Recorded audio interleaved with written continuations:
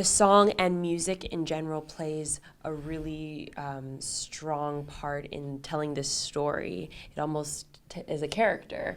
And Alison Mosshart actually wrote the song that we're referring to. And it's beautiful and haunting, and I can't wait for people to hear it. Just as everything unfolds, the music also unfolds, and that's definitely a key plot point. You guys have obviously worked together before, and the director and the EP of this show are from True Blood as well. What was it like to have the gang? What was it like to have like the gang back together, like in part at least? Doobie Gang. Yeah.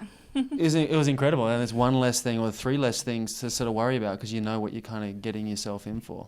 That is the bottom line. It's a new school, every new set, and you don't really know what the tone is going to be. You can almost feel in the first minute when you walk onto a set what has been set by the people above, if they're lovely, inclusive people, and it's a creative environment. And this is such an emotional juggernaut of a story that you want to know that you're in comfortable hands. You want to know that your vulnerable places are going to be accepted by the people around you. There was a lot of scenes throughout this that really sort of stretched me emotionally. I was also going through some pretty traumatic personal stuff at the time, so this whole process was by far the most rewarding psychologically, even just from a straight sort of story standpoint.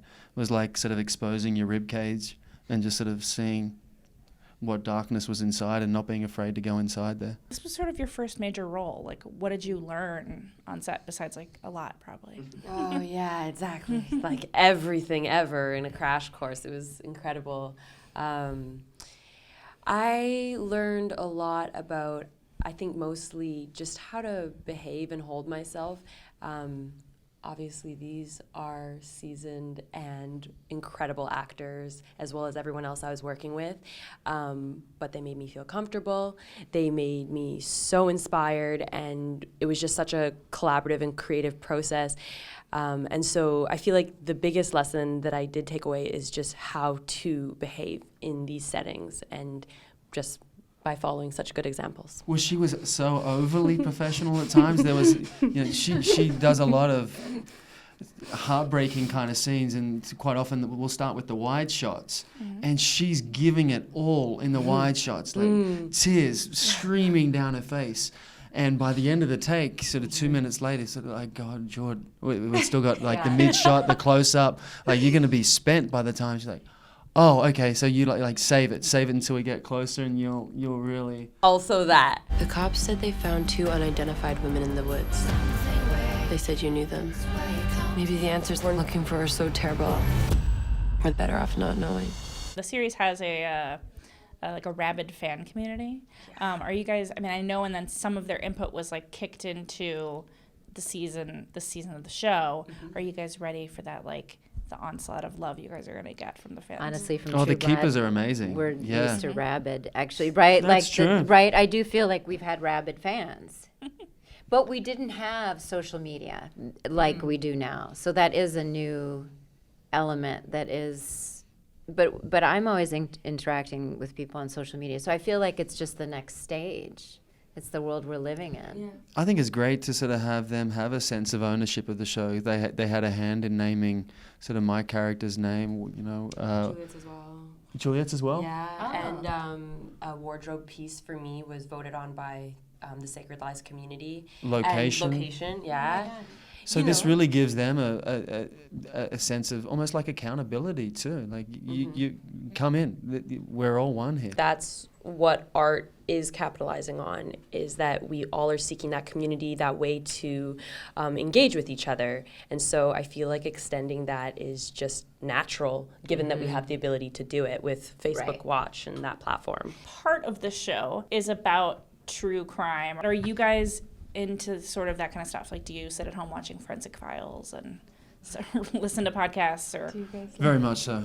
Yeah, We were I confessing read a it. lot of it too. So yeah, I'm currently reading a book called Lost Boys, which is about why young boys turn violent, by Dr. James Gabarino. So yeah, I'm into a lot of this kind of stuff. Yeah, it's you interesting. guys? Insight. No. I do. I love this, Yeah. obviously. I kind of go along with things, though. I am easily influenced. My little sister's very much into it, and so if she's in the living room, I'll be like, okay, cool. Oh, wow. But yeah, it's not something I super seek out myself. My mum thinks I watch too much. Yeah, I think you guys are some dark. I know. I got that Time Life book. You know, when you can't sleep and you're in hotel rooms. We talked about this the other night, and I'll buy, if I start watching an infomercial, if I make it 9 minutes, I'm going to buy it. And half of it's great, but I got the Time Life series on serial killers.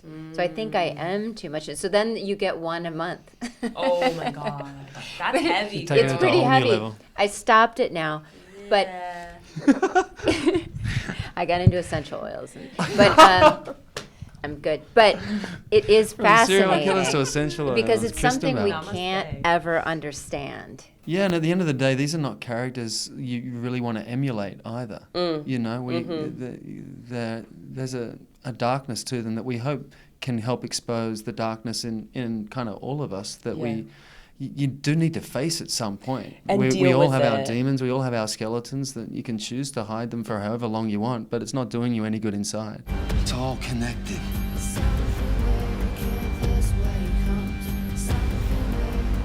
Why are you doing all this? Because everybody deserves to have the dignity of a name.